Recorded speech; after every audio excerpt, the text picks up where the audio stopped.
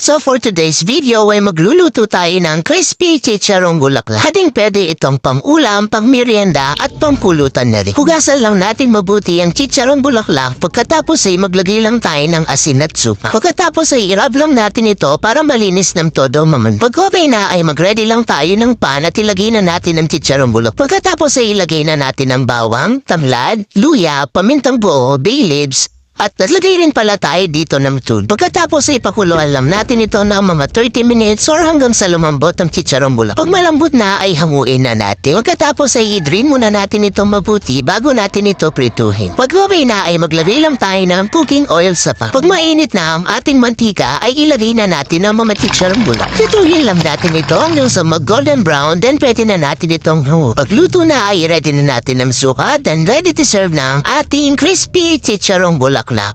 Kain po tayo!